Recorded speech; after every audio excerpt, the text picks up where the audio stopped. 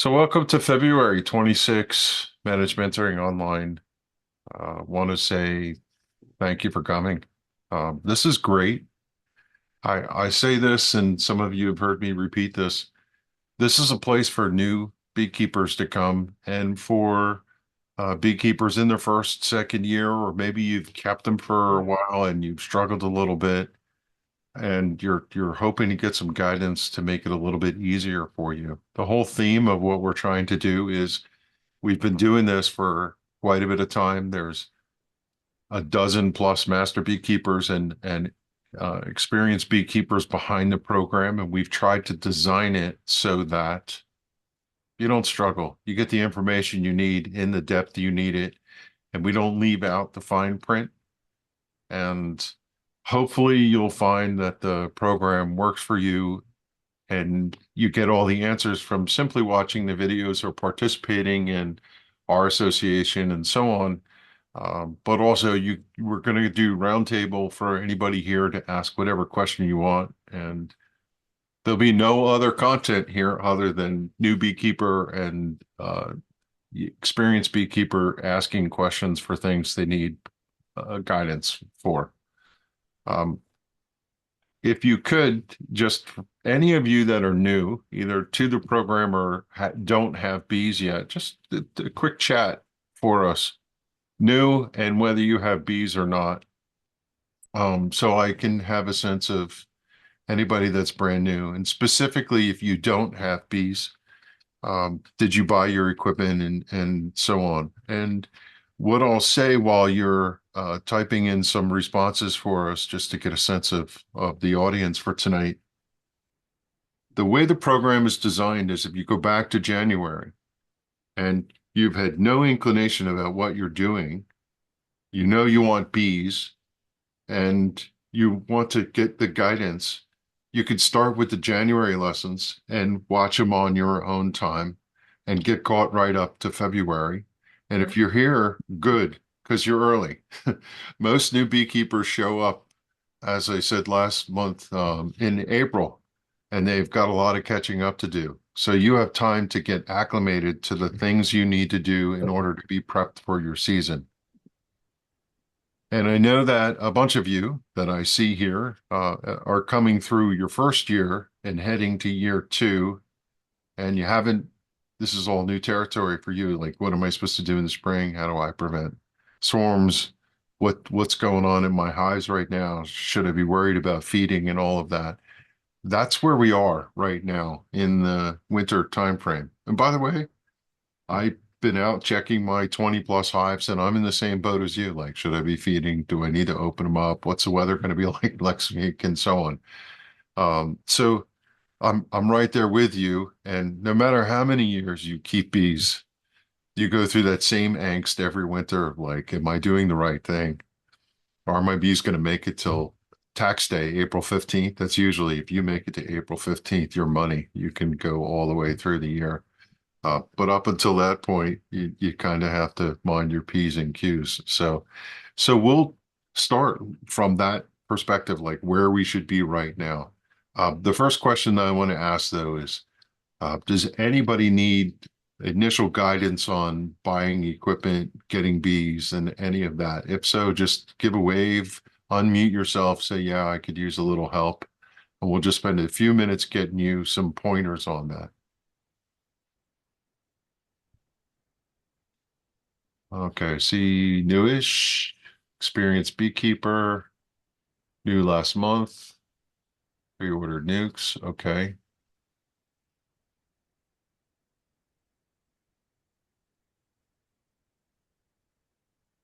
okay, great.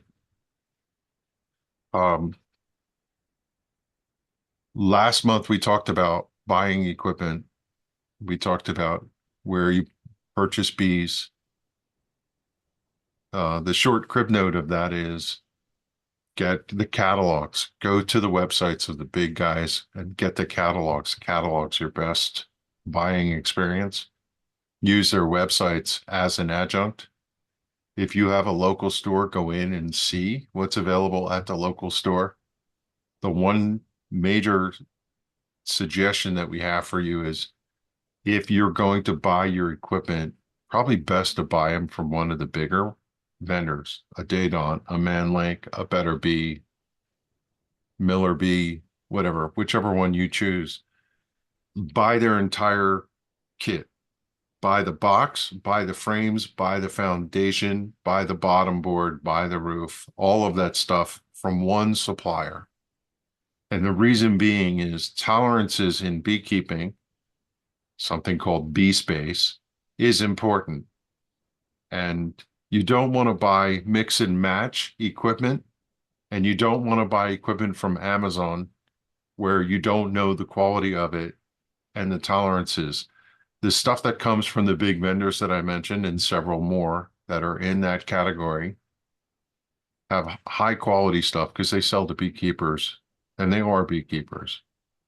And so when it comes to buying your smoker and buying your jackets and buying your whatever else you want, shop around, but land on one vendor and buy all that stuff from them. That's the first thing. The second thing is if you want to buy bees, one of the best places to go always is your state association. They don't usually put people who sell bees on their websites that are not of high quality. You could also ask at a local beekeeping meeting. You can go through buying them in American Bee Journal or Bee Culture. There's ads in there. They'll ship bees to you. Whichever choice you make, the common question we get is package, buy a package of bees or buy a nuke. A nuke is a more steady and viable way to go. A package is fine, but sometimes packages run into problems. If you can afford it, you're better to start with a nuke. And I think every experienced beekeeper who's used both, and I've been there, would probably tell you that. One of the things you should be careful about is seeing stuff on Facebook, seeing stuff on eBay, buying your bees from Tractor Supply. They're just porting stuff through. They don't support you. Be really careful about scams out there.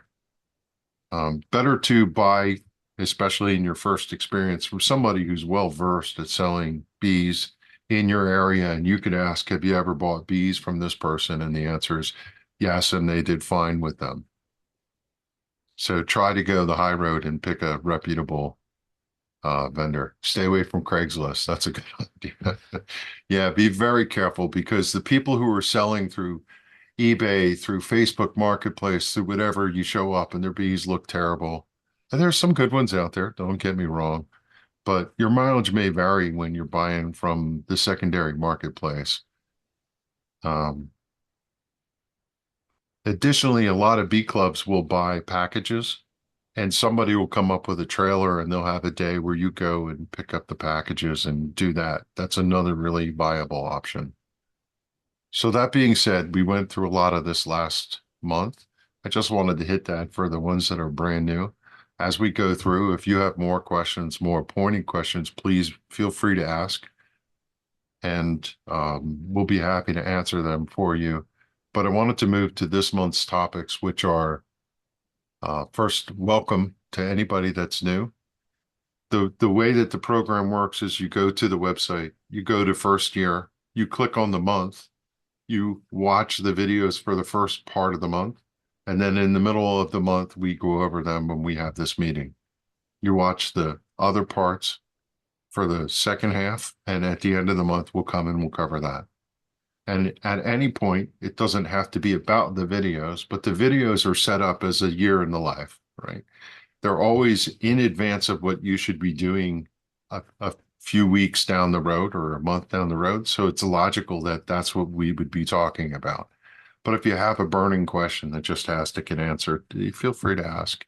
And whatever you ask is fine because everybody here learns from everything that gets asked. There's a lot of really interesting things that bubble to the surface. Um, Additionally, they're meant to be supported by materials. So when you see the video page, like for example, we were just talking about packages. If you go to the package page where the video is that talks to you about packages, how they're made, how to buy them, how to bring them home, and all the things that nobody ever tells you or you end up figuring out on the fly. We kind of prime all that for you. There's a guide, a link you click on, and it'll tell you everything you want. And I know that some of you want all the detail you can consume, and some of you want, give me the crib notes. So, for example, the package installation guide or primer has a full depth thing that explains everything from soup to nuts. But if you scroll to the bottom of it, there's a checklist that says, do this, do this, do this, do this, do this, do this. And at the end, your package is installed. And you could just skip right to the bottom if you want. That's all your choice. And whenever we can, we try to provide that. Additionally, one last thing about the way this program works. If you're part of an association, we're based in New Jersey.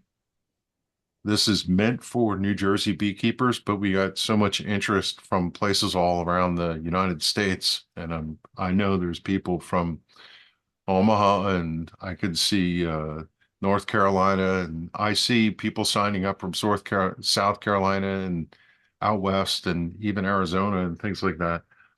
Ask your local association to take a look at the content. And ideally, what they can do is be your mentoring guides, but use our information as applicable to teach the new beekeepers. We, our local association, have a mentoring yard where we're going to go work live bees and you're going to do inspections and be shown what everything is. Your club can do that too. And if they ever have a question, they can call us. I've consulted with Nebraska. I've consulted with Virginia just last week. Someone from Richmond is adopting the program. We've got people in Boston using it. We've got people in Philadelphia using it, and all over the East Coast and so on. So ask your beekeeping club to give us a call if they're interested in knowing about this. Oh, let me let Natalie in. Hopefully she hasn't been waiting long. There's information this month about equipment preparation for new people, how to paint your hives, how to build your hives. Get your stuff built now so that one of the things we talk about is you want to paint your equipment and make sure the paint chemically dries before you put bees in it. So go read that lesson. I'm going to stop there for the new stuff. I'd be happy to take any questions. I want to now turn to those of you who have bees. It's that time of year where bees are sequestered in the hive quite a bit. And I want to find my picture that I found. And I'm sorry, this is a crazy way to start presenting, but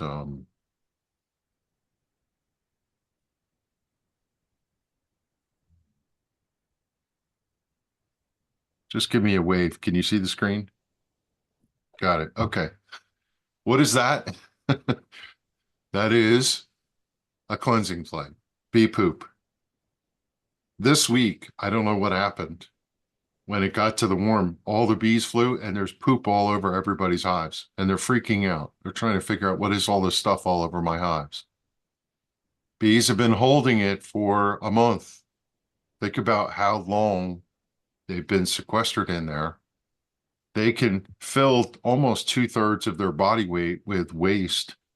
But when the time comes for them to come out and they're all backed up at the door, as soon as they go out, they're going to excrete whatever they have. There are times, and I talked about this last month, when you go in to your apiary or around, it'll smell funny. It'll have this kind of sour smell. It's poop. It is what it is. I joked I was at the Midwest Honeybee Expo last week, and I ended up presenting to a beekeeping club on Sunday. And one of the things I said to them is, if you go out now and stand there in a warm day, you probably get pooped on. And I encourage you to take your finger, I don't know if you could see me, and wipe through it and smell it. I know that's foul, but I want you to think about, what does a bee eat? They eat honey, nectar, and or pollen. And that's the only thing that comes out the other end of them. So what you're smelling, but I want you to get familiar with the smell and the texture and whatever. I know that sounds funny. It's usually very wet because they will poop on you. You'll be out in the yard and you'll smell it and you'll go, "Oh, okay, that's what that is." And they poop on your car and they poop on your driveway and they poop on the top of the hives and stuff. And you just have to get used to it. Pee and poop. That's kind of like a sour smell. Um, Yeasty a little bit, and you should know what it is. Is this a problem when you see a hive that looks like this? A lot of beekeepers freak out. And the reason they freak out is there's a disease called nosema. And nosema is a gut disease that causes distress in the bees. And it's pretty common in winter for bees to be maybe afflicted with nosema. You can't see it. You'd have to look under a microscope, Nosema apis or Nosema cerana, which has a new name, but I won't go there. And it forms this crystal structure inside the gut of the bee, and it causes distress and it causes them to poop. And they also get sometimes microbiota problems, similar to you having a stomach bug and you want to have lactic acid or some sort of probiotic to fix it. They go through the same thing. They have stomach distress. That is called dysentery. And ideally, bees do not poop inside the hive. None of this happens. So to see it on the outside, not a problem. If you're seeing it on the inside, it means they're under stress. They're under duress.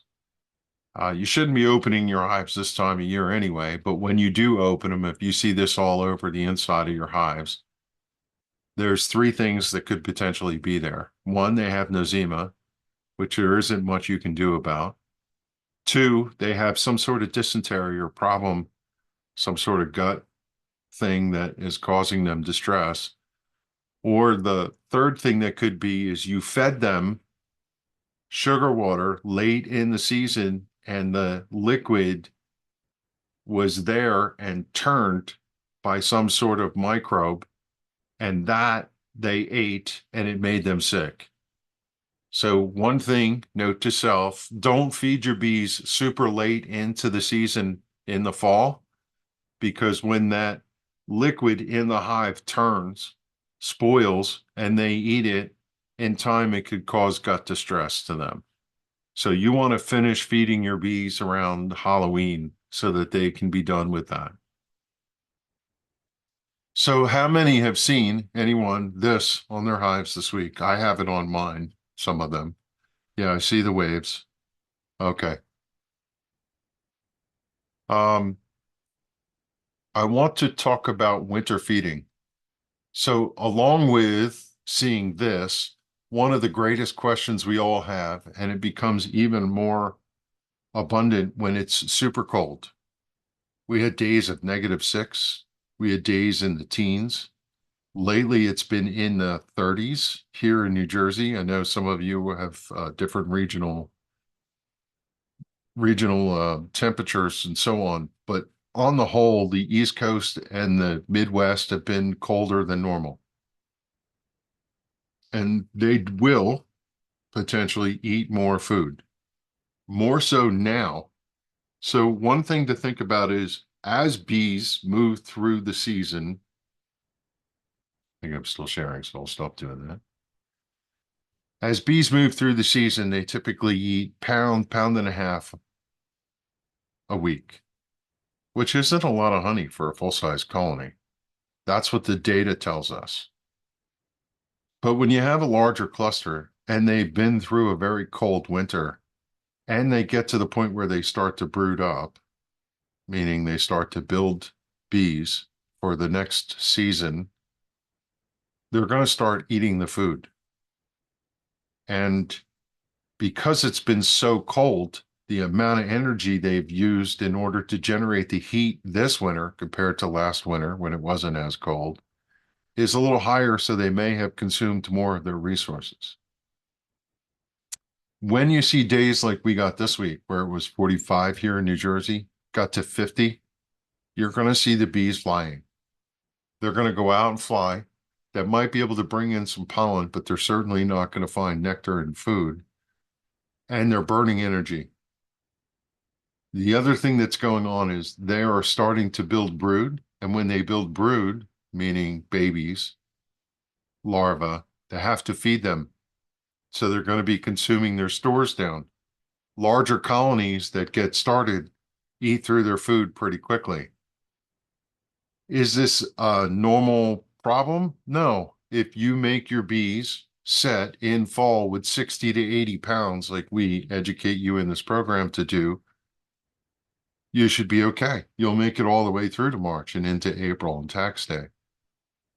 But the difficulty from last year was in the mid-Atlantic region, in the Northeast region, up in Boston, Vermont, even down in the Tennessee region and over west of Kentucky, the forage in the spring was horrendous.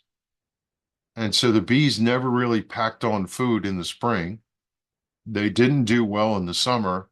And when you were feeding them in the fall, they were just consuming it in order to survive and maybe packing it in. And you really, really had to feed your bees last year in order to get them fat and happy. So what I'm hearing from different beekeepers around is that they're not happy with as much food coming out of winter this year. I am not a proponent of feeding in the fall, or I'm sorry, feeding in the spring, but I think this is a year where a lot of you really should go take a peek and see what kind of food you have. I've made fondant for the first time in, I want to say, 8 years this year. And I am planning on the first break of warmish days to go put emergency food on my hives because I know they're liked. And as I talk around to different beekeepers, I'm seeing that they need to feed in the spring this year. Additionally, what I'm seeing is people are starting to report their dead outs. And what they're showing, if you watch Facebook, for example, is they'll hold up a frame and there'll be a swath of small little cluster of bees, and around them will be bees with their heads in and their tails out, and they're all dead. That's a sign of starvation typically. It's not a lock that it's starvation, but when you see bees in the cell and they're frozen in time, that usually means they're starved. When they're a small little cluster come together with the queen in the center and they're dead, that's usually a varroa die-off. The varroa mites have been so impactful to the colony and made the bees sick with the wounds and the viruses that they just couldn't hang on. And attrition, they just started dying to the point where they shrunk to the point where they were done. And they just end up being this small little cluster. And they will, to the end, try to keep that queen functional. They need about 1,000 bees to survive. And what ends up happening is you'll find a cluster of about 500 bees in the size of like a small heart shape, and the queen is always right there in the middle of it. They just didn't have enough to hang on. So, you know, if you're overwintering your bees, and last session in January when we asked how are we doing, universally almost everybody said, yeah, still alive, still alive, still alive, still alive in the program. It was a good report. I caution you though here in February and as we break into March, when you get some of those warm days, go out and check your bees. Don't break them open. Don't go crazy, disturbing. Take the roof off, look down in the hole, maybe pop the inner cover on a warm day and look and see where the cluster is. Kind of peek down in between, see if there's food. And if you're a little worried, follow the fondant recipes. Go buy Hive Alive fondant. That seems to be very popular these days. You can even just take dry sugar, wet it a little bit, and pour it on top of your inner cover and put the lid down, and they'll come up through the hole on warmish days and eat that. So, whatever level of feeding expertise you want to do is up to you. You don't have to go crazy with heating your fondant up to 235 with a little bit of vinegar. and then putting it in your stand mixer and mixing it and then pouring it out to have beautiful and fudgy fondant. Sugar bricks are just fine. You could pour water on sugar until it makes like a slurry and then just flatten it out on a paper plate and put it on top, and the bees will just, they'll gobble that up. So I'm, I know that when you go through the program and you get to the fall time frame, there's lessons in there about how bees overwinter. And it explains how they set up for winter. And I just want to take one moment to talk about where they started, if you did this well, and where they would be right about now. When you feed your bees and they have a good fall nectar flow, they tend to store their resources on the periphery of the hive, meaning to the outside. In August, September, October, November, even sometimes into December, if you're feeding them and they're getting the fall nectar flow, they will bring in resources and continue to build brood, build a population. And when they have it all going right, they'll have more food than they can deal with. They'll keep the nest centered in the middle of the bottom because they're going to put food to their outside, usually a couple frames of pollen, and to the outside on the bottom box, frame 1, 2, maybe 9, 10, they will cap honey.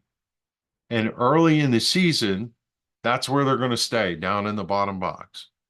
When they have even more food, you make them 60 to 80 pounds heavy, they put it above them, in the boxes above them. In the early winter, they'll move over to the left, and they'll move over to the right, and they'll move front and back to the food. They'll eat the food that's above them in the actual frame across the top, under the top bar, and they'll stay down sequestered. And then as winter comes, they'll push up into the honey dome above them if you have 60 to 80 pounds, and they'll start to eat what's above them. And they may move all the way up to the roof, depending on how much they eat, or go to the left or go to the right. But almost universally, when you get to March and April, you'll find if you've fed them well, frame 1 and 2, frame 9 and 10 will have capped honey on it still. It's funny, we say 60 to 80 pounds. And by the way, one frame full of honey capped on both sides is usually anywhere about 11 to 15 pounds if they really packed it on, but usually about 10 to 11 pounds. So 6 frames or 8 frames of honey will get them through the winter in the total box. And typically we refer to a box as 20 frames, 2 deeps, or you have 30 frames, which is obviously different if you're running all mediums. They're going to eat through half of that 60 to 80 pounds. It is really unusual for you to get through spring and get to the point where the nectar flow is out, forsythia blooms, the trees are full pollen, and you got pollen on your car, and you have apple trees blooming and whatever, that they're empty. They just don't do that. They like to have a little in reserve. So 60 to 80 pounds, they'll eat about 30 pounds to 50 pounds. So now sometimes you'll find them starved, and the answer is why. Most times what happens is people wait too long to treat their varroa mites. If you treat your varroa mites in July and August, and they start to make the winter bees in July and August, and you keep the bees cleaned of varroa mite impacts from July to December, then you have a large contingent of healthy, organized bees to go through winter. But if you wait till September to treat, which a lot of programs tell you September, even into October, all those bees from August, September, and into October have been parasitized by varroa mites. They're carrying viruses. It's kind of like the flu came in August and all the bees inside are sick. And imagine if you had the flu and then you had to overwinter in this winter trying to stay warm. They don't make it. And the attrition of the older bees during that time period, I'm talking about summer to winter, summer through fall and into winter, the impact to the population of raising new bees when they're sick in July and August because of the huge varroa mites load that came from building varroa mites all year, then they don't make good, clean bees all the way through September and October. I know that sounds confusing, but imagine all the bees that you want to be healthy to make your winter force are all sick. Everybody's sick. How productive is the colony going to be at storing resources and making new healthy bees to overwinter? And when they get into winter, they didn't have a good run up to winter, well, up to winter start, and then they go into winter with a compromised colony population. And from that standpoint, they don't make it to January or February, or they might make it to January, February, hanging on, but eventually it catches up with them. And you start to see attrition, dead, dead, dead, dead, dead, dead, dead, dead, dead, dead, dead, dead, and they become so small that they can't generate the heat in order to move back and forth. They could be 2 inches from honey right next to them, but they can't generate the warmth to move across the comb because it'll chill them too much to go onto the cold comb. It's really an interesting dynamic to understand how the bees work in winter and how they move across to food and stuff. And the key to it is they need a large, healthy colony making a lot of heat and a large colony where they can expand and contract and move around. And when they're compromised and they're losing bees and they become smaller and smaller, they eventually lose that elasticity. So I don't love to sit here and talk and talk and talk. So what I want to do is just open the floor real quick based on what I talked about. I'm going to talk about spring planning in a second, but anything that I've talked about so far, feel free to ask any questions about anything that I've said. Clarification, didn't understand this. What did you mean by? Happy to answer any questions anybody has. Kevin, is it too late to do one more oxalic acid treatment? What I would suggest, that's on the brain of a lot of beekeepers, so it's a very good question. When you get a warmish day and you see the bees flying, you can Mhm. do an oxalic acid. When they're flying, it means it's warm enough that they can break cluster and they start to doing hive duties inside. Oh, And okay. they spread out. And when they spread out, when you put the vaporization in, the vapor goes into all the bees and Hmm. it makes contact with the varroa mites. If you went Okay. in there today while they were on the cluster and you vaporize the hive, you basically cover the outside, but it wouldn't penetrate in, and all the varroa mites are on the bees on the interior. So you Right. have to wait for a flying day for that to work. Oh, okay. Thank you. Now, one of the questions you might ask is, why would you do that now?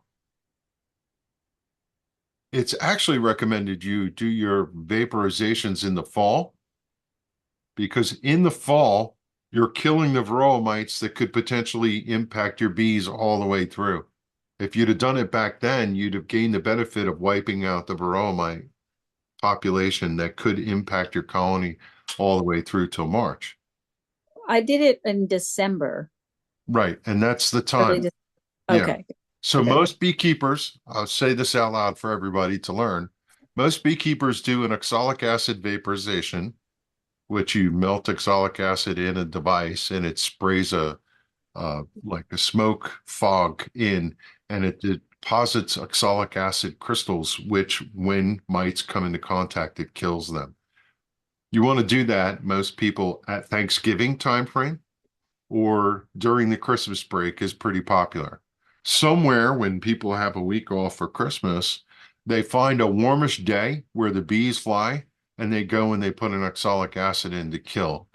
Now, if you didn't do it, but you're heading into spring and you want to oxalic acid vapor your hives, that's not a bad idea too, because you basically decimate the mites so that they don't ramp up as fast going into spring, and you can keep them more subdued through the beginning of the season when the bees are building new bees to become the workforce that would make you honey and make it all the way to the end of summer.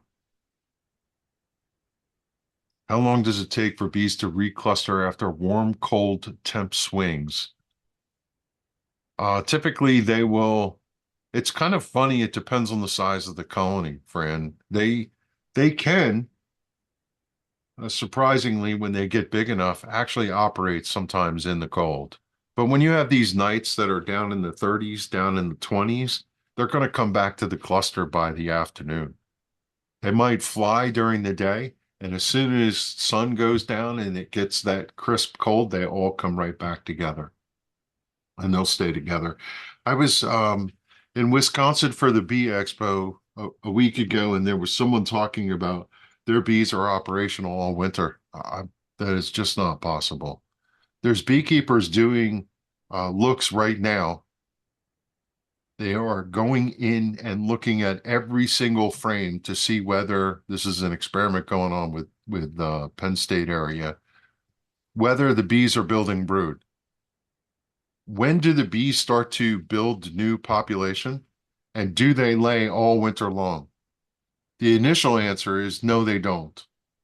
In fact, when we got the report at Hive Mind, which was the Northwest conference, the answer was they had already stopped. And that was, I think, when? In October? When did we do that? Laura? It's October, right? So November 1st. okay, November 1st. Reported that there was no brood. They opened, physically pulled every single frame. We have brood minders, which are sensors that you could put in. And in a brood minder, you know whether your beehive is alive or not, because the bees give off heat. And if the temperature shows that it's higher than the ambient temperature, go look at your weather gauge, you know the bees are alive. But what you see is if this is the ambient temperature and this is the temperature inside the hive, they go like this together. They go up and down like a sewing machine needle. But as soon as they start to raise brood, they have to hold the brood nest at 95. And maybe this is like rubbing your head. And um, the one that's going like this from the brood minder goes up there and it stays, and the other one is going like this, right? Why? Because they start to build bees and they need to hold the brood nest at 95 in order for the eggs to turn to larva and the larva to go to a pupa and to emerge. When does that happen? Our sensors sometimes tell us it happens as early as January and certainly by February. So your bees are probably building new bees for next season already, right now, depending on the colony, and every one of them is different. So a lot of people want to know, well, can I do a treatment now? The question about oxalic acid. It is a decent time to do some kind of treatments, but you don't want to open the hive. One treatment that was popular this time of year, and I see it in the question, is Apivar, which is Amitraz. You could open the hive, pull the cover off, and stick a strip down inside and close it up and be done. Amitraz is not a problem when it comes to temperature dependency. And one of the challenge with Apivar Amitraz is the product or the active ingredient. Apivar is the brand name, is that it's not effective anymore. Varroa mites have become immune to it. And there are still beekeepers who say it works, and it does. It's not as effective as it was. It depends on whether your bees are or are not. Some of them aren't. There's a new version of Apivar out. They've changed the formula. It still has Amitraz as an active ingredient, but it has another ingredient. So could you put an Apivar strip in your colony this time of year? You can.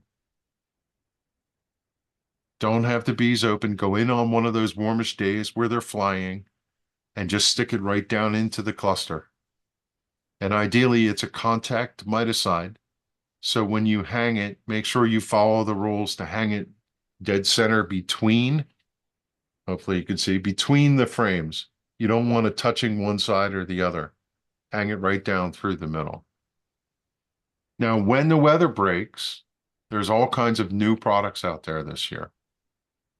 Last year, we got Viroxan, which is a strip that you hang, succinic acid. There's now a new product called Naroa. It's approved in New Jersey and it's approved in about 12 to 15 states. It's now being registered for other states, and presumably by springtime, it'll be out there. It was actually approved in California right away, which is a surprise because they're almost always last. This product is different from everything that we've had before because what it does is goes in and it binds and stops the varroa mite from making a protein called calmodulin that is used for the varroa mite to make an egg.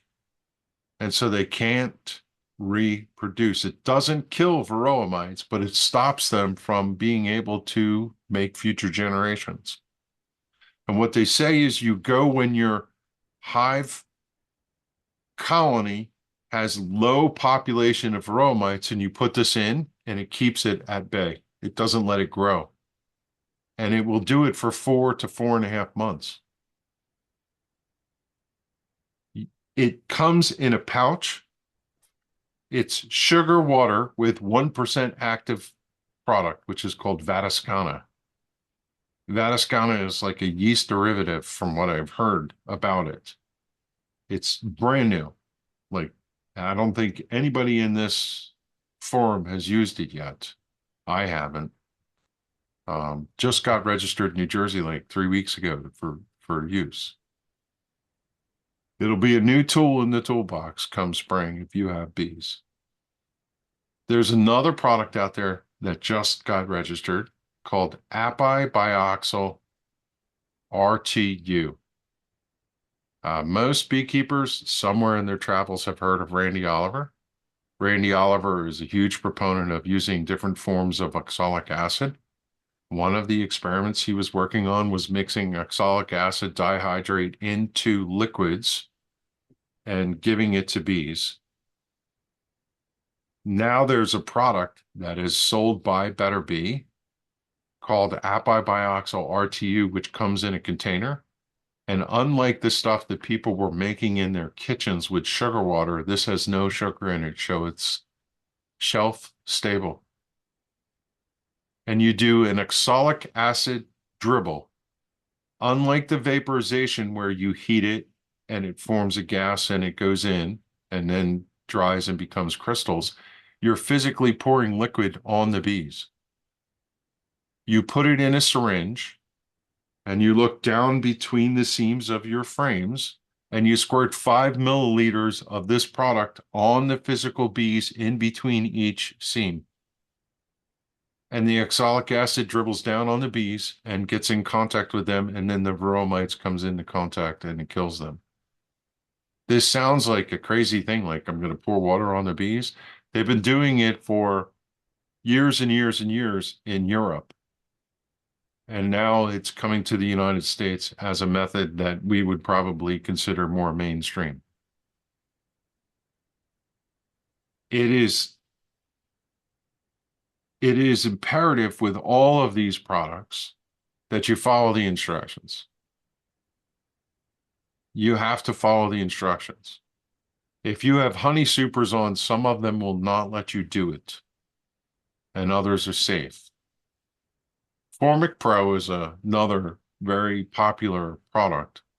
You can use Formic Pro with honey supers on because there's formic acid in honey. it's difficult to go through all these products. There's a dozen of them. What I'm going to do is in the chat, I'm typing it right now. There's a resource called the Honeybee Health Coalition. They're kind of like your ace in the hole when it comes to understanding products. They have a Varroa guide there, a tool that you can put in. I have this kind of hive. I'm running honey supers. It's this temperature and all the factors, and it will come back and say, you could use this product because you have honey supers on where you could use that product and so on. It'll actually guide you to the product you can use. And then when you say, okay, I'm going to use Formic Pro, all the videos of how to apply it and the information from the providers are there. Now, these new products, they may or may not be there, but typically within 2 to 3 months of a new product coming out, they update their website, and they've done pretty well at that. It's called the Honeybee Health Coalition. It's also a great resource for beekeepers because there's a lot of other information, specifically around integrated pest management for varroa mites and managing bees and things like that. Again, I don't want to just keep talking. I'm looking for questions. Anything else? Anyone? Evan, So, I went no, into my, oh, sorry, Tony. Go no, ahead. that's okay. I was just, go ahead, Eileen. You go first. Sorry. No Okay, worries. on this past week, the warmer day, the day when it was like 45, I popped the lid on my hive. I only have one hive Yeah. because I was worried that they might be running out of food. So I popped the lid and looked down the hole, and they are like right there They're right already. on the roof. I'm running a deep and 2 mediums, Mhm. and they were right there. So what I did was I just put dry sugar on top of the inner cover and then put a shim on top Yeah. and covered it back up. And I don't know, should I be worried that they're like right at the top already? Mine are at the top too. I think a lot of people are saying that. Yeah. Um, the other thing you'll find is on a warmish day, they will come to the top of the hive because most of the heat is up there. That doesn't mean they're there. If they're flying, they could come up to the top. In fact, I opened one of my hives and they were all clustered like a 3-pound package under the roof. I was like, not expecting that. But I know that during the day they all went back down because it was warm up there. They went up in there and they were hanging out. So you will find them up in the top. That doesn't mean they're necessarily pushed all the way through and living underneath the top. Okay. Yeah, they come up into the heat area because they know they can stay warm up there. Good idea to put sugar on it. I would go back in a couple weeks and do the same thing. Now, sometimes when you put sugar on, the bees are like, what is this stuff? And they drag it out like refuse. And other times they eat it. When Yeah, we they did that last year. I put it on way too early, and every day I could see him hauling it out of there. Yeah. I felt bad because I made him do all that extra work. Yeah, sometimes what beekeepers do is they'll put sugar in a pot. They'll pour hot water on it and mix it to a slurry, and they'll put a couple tablespoons of vinegar in. And the vinegar breaks the sugar down into different sugars that are more digestible and easier for the bees, and maybe a little more palatable and attractive. So a little bit of vinegar or lemon juice is actually nicer for you to smell because it smells vinegary after you're done. And then you just take that slurry and you put it on top of a newspaper, or you put it in a paper. I like paper plates, waxed paper plates, and you set it on there. A lot of times when you stick it in the paper plate, you could turn the paper plate upside down and you just throw it in the hive and set it over the hole, and it kind of covers it. And all of the moisture coming out gets absorbed by that sugar, and it makes it even easier for the bees to consume. So, yeah, good call to put sugar on it. And one of the other things you could do is just give a little lift to your hive. If it feels really light, there's nothing in there but bees and wax and frames, then yeah, you're probably going to have to figure out how to feed. Hmm. One thing that I'll say to you is if you find yourself in an extreme situation where they just don't have enough food, but there's still bees in there, they're going to die. Do something. Take a frame, extra frame that you might have, and take sugar, rub it in all the cells and fill it up, and open the hive and put it right in next to them. It's better than a sharp stick in your eye. You know, it'll help them if they have nothing. And while dry sugar isn't the best solution, if they're hungry, they're certainly going to eat it. Yeah, I do Somebody- have some yeah, go extra ahead. frames of honey that I froze that I could put in there, I guess, Yeah, but you I could. couldn't open it up to do that until it's a lot warmer, right? Yeah, I mean, if you get a 50-degree day and you want to chuck in a frame of capped honey, that would work. Don't keep them open long, like, as my father used to say when you used to pay for long distance, state your business and get off the phone. You're going to have that frame sitting right there. You're going to do like Olympic sport. Pop the lid, pull the frame, put it in. Make sure you're fully suited because they're not going to be happy to see you. Make sure you smoke them like you normally do, and don't be banging them around. But put it in, close it off, and walk away. Right? No, know in your head each step you're going to perform as you go through it. Right. And if you set your roof down and set your inner cover down, be efficient about, okay, I know where my inner cover is. When I get to that point where I'm just about to pick it up, I'm going to go get it. By the way, they will be testy. They don't want you taking the roof off. So you should wear your full gloves, even if you're a gloveless person. You're going to take a couple stings if you're opening a hive, because there's going to be defenders who go, okay, and up they go. You should expect that. And they'll be flying around. If you do this, I opened a hive last week to put some fondant on, and the bees fell out and landed on the ground, and it's snow on the ground. I physically went around bee by bee. Yeah, I've been keeping bees since 2008, and I still admit I do this. And picked them up, put them in my hand, blew warm air on them, and then put them on the entrance and watch them walk in. Because if they sit there on the snow, they're going to chill to the point where they can't fly. They're dead. They're done.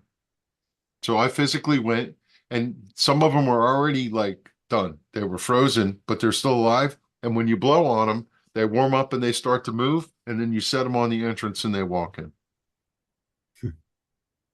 So, Tony? Yeah. So, a little while ago when we had that 50-degree day, unfortunately, I wasn't home enough to actually be able to see the bees or even open the lid to see where they're at. And I have a feeling that my one hive, I know they had plenty of food going into winter, but I haven't really seen a whole lot of evidence that they might still be alive. Like the one hive had dead bees out by it, coming out the front, so I assume that they're still doing okay. The other hive is I haven't really seen much, Mhm. and the weather right now doesn't really look like we're going to have any warm days for a couple more weeks yet. Yeah. So I wanted to ask you if by chance that hive is done and they're not going to make it to spring, what do you do with the equipment to prepare for the next set of bees? Because there's going to be a time lapse. I think by the time it's warm enough that I can actually open it and look and see if it's a dead out, and I get the next set of bees. Like, is there something you should do with the equipment? Do you freeze the frames? What do you do with it in preparation for the next set? Yeah, and this is a question that's on a lot of beekeepers' minds this time of year. And if you're new, you've never experienced this, but when you lose a hive, you do fret about, like, can I reuse it? Is it safe? How do I reclaim my equipment? What if it's all moldy and things like that? The short answer is when it's ice cold like this, it's basically like everything's frozen, nothing bad will happen. Right. And so You're in stasis. There's no bees flying in. They can't be exposed to whatever happened inside there and so on. But as Mhm. soon as you get that first warm day, you should have it on your to-do list to go out there and break the thing down. Now, there's no Mhm. reason why you can't break it down now, but first make sure they're actually dead. Right. Yeah. Surprise Yeah. that you go in, think you're cleaning out a dead hive, and go, oh, there's a couple frames of bees in here. Yeah. Right. So get a stethoscope or something, get a FLIR camera and look and make sure. One of Yeah. the things we said last month, and I'll repeat it, when they get a flying day, like they had this week where it got to be 50 degrees, often the undertaker bees will come and drag dead bees out, and you'll find dead bees on the landing and out in front. It's easy to see too in the snow. Hmm. Every time you go out, clean the entrance off. Tony said something really interesting is that one had dead bees and the other one didn't. When it doesn't have dead bees, that's a sign like, uh-oh. So you're Yeah. right to think, uh-oh.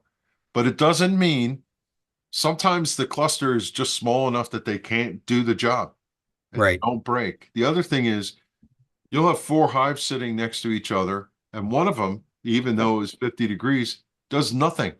They don't come out, they just stay right in there like they want nothing to do with, oh, it happens to be 40 degrees. Hmm. Like you see in the chat, others will go out and even on the coldest, crustiest days in the middle of January, February, whatever, they're going to find pollen because they're building brood and they will go out even in the middle of winter and find pollen. They'll go find plants that had pollen at the end of fall and start breaking them open and bringing it in. Wow. They can get pollen all year long. They might find some nectar-ish wet, but not nectar. They're going to get food from honey, which is Mhm. their carbohydrate. Yeah. Yeah. I'm not really worried. Well, I'm not very worried that they didn't have enough resources because this was the hive that I think I lost my queen and they requeened it. And while they were waiting for the queen, they were filling up a deep full of honey. I mean, by the time winter came, they had literally an entire deep that was wall to wall honey, and then they were filling up the lower box too. So I think they had plenty of resources, but the number of bees is what kind of worried me. Yeah. Whether or not they had enough bees to really keep the cluster warm and make it. And that's right now, I just don't know. And I don't want to open it until obviously it's a warmer day. There's a funny dynamic too that I made this comment and I have a Warre hive. Mm-hmm. That colony in there is smaller than a half a package. Wow. It's still alive. Mhm. I can't believe it's still alive. Okay. It is not an efficient box for heat in that thing, but they're still there. I have a little door that I can open and peek through the window and see the bees. And I took Okay. it off the other day. I'm like, unbelievable. Wow. That hive makes it through. I'm gonna really like have a party, right? It's Yeah. crazy. That's And great. then I know that next to it, I lost one colony that was a large colony. Mm-hmm. But large colonies tend to harbor a lot of varroa mites, which Yeah. is like a downside of them. Okay. So let me finish the answer for your question, which is on that first warm day, go in and break that hive open if it's dead, and Okay. do an autopsy. Take the frame out, look at it. When you have a hive that died of varroa mites, there's usually a telltale sign when you pull the frame out and you lean it forward, you look at the roof in every cell, you'll see a little white speck. That's um, excretion from a varroa mite. Hmm. When a varroa mite pees and poops in a cell after living with a bee, what is left over after it's done dries and it becomes a white speck. If you go on Facebook and you see people take pictures of like, why did my hive die? A lot of times you'll see those white specks all through their comb. Hmm. So you can also go down to the dead bees before they get wet. Wet is the enemy of an autopsy. If you leave it to warm days, the moisture will decay. The bees will create problems for your comb and all this other stuff of any of the detritus that's in there will absorb the moisture. Without the bees controlling the environment inside to keep it dryish, it's going to get wet and everything will start to decay. Okay. If you wait till spring to clean that out, it's going to be a total mess. Okay. So what you really want to do with a dead out hive is on your first warm day, or go get it now if you know it's dead and break it down and take it. Yeah. But you don't want bees flying into that. Hmm. Now, here's $1 million question. Maybe they left 6 frames of honey. Is it bad for other hives to get in there and rob the honey? Well, there's going to be no varroa mites in there. When the bees die, the varroa mites die with them. Could there be viruses left over from bees if it was a really sick colony? Yeah, it could be, but it's been 6 below 0.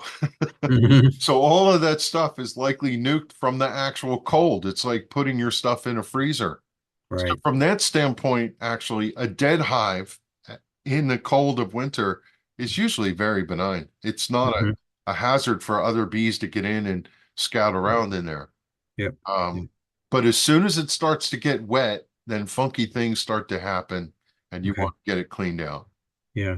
And so like on that first day, if I go out there and check it and it truly is dead, um, clean everything out. But like if there are frames that are honey and whatnot, should you just freeze them until you need them for the like another hive, or do you just set them at room What temperature? I Like what do you? typically do Yeah. is I take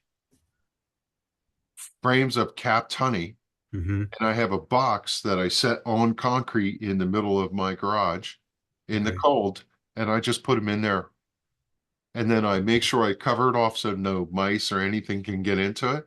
And Hmm. I keep them there till spring. Okay. Cold. If they're capped, they're going to be fine. Okay. Sometimes what I do is I have a dead out hive.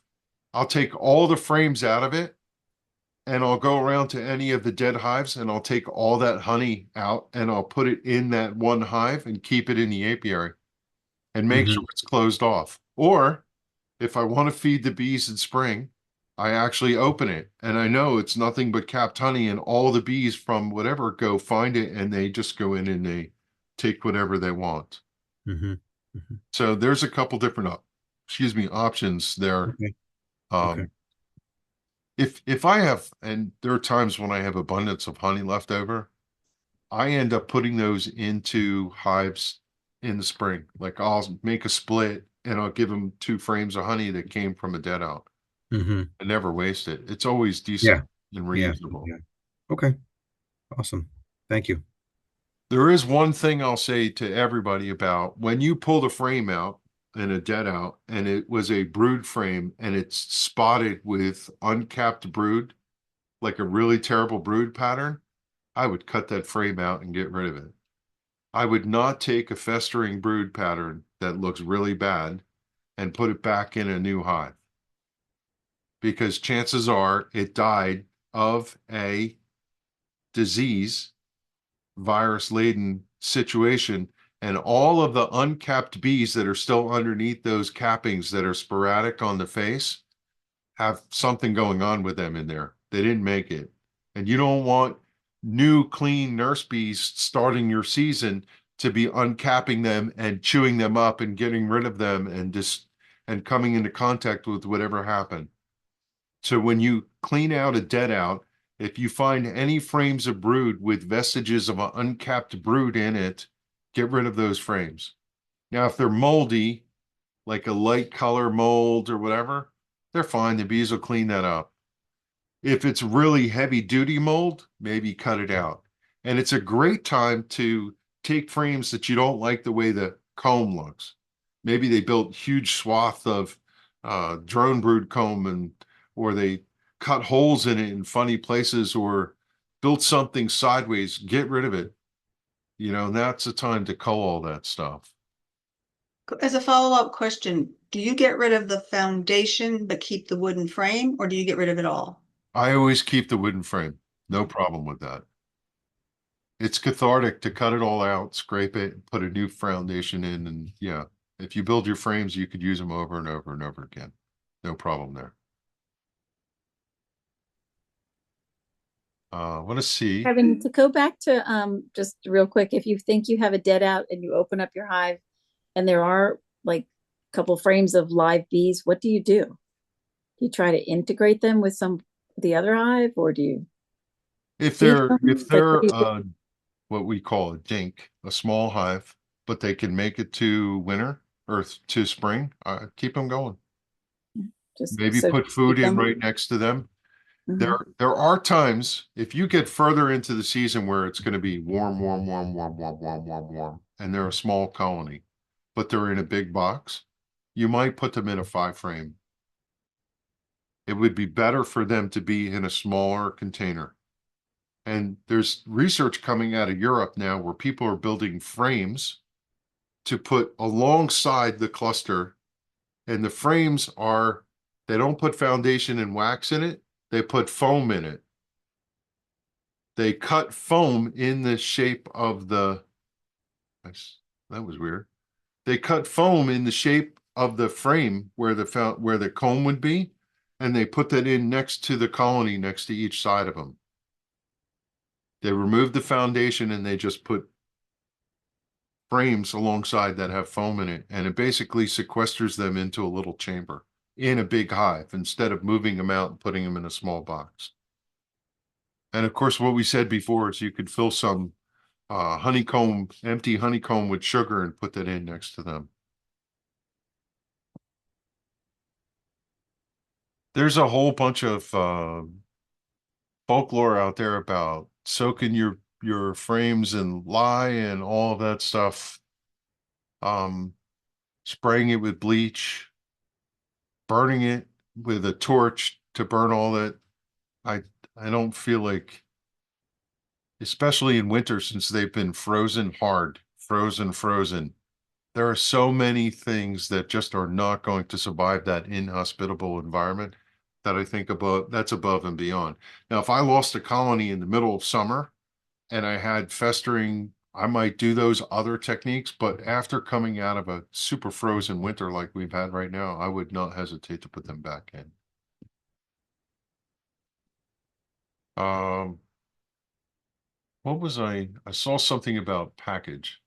I I always heard a nuke was better than a package, but recently heard a bee educator say a package is better since it gives the bees a brood break and helps reduce varroa. Thoughts?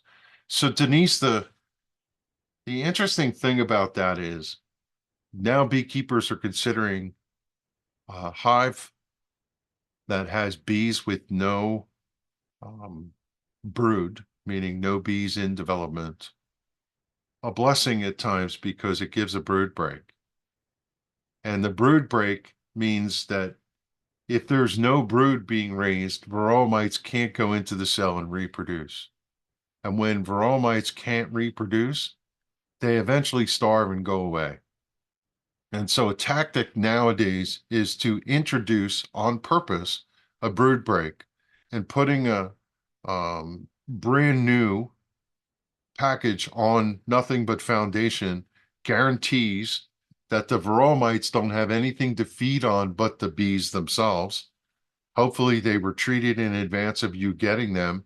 And when they can't go in the cells to feed on larvae, they all perish. And so if you buy a nucleus colony that has bees in progress, in development, then varroa mites never get a break from the cycle. And you might start with a higher load of varroa mites, which is one kind of twist on, yeah, maybe a package actually gets off to a better start because they don't have varroa mites going.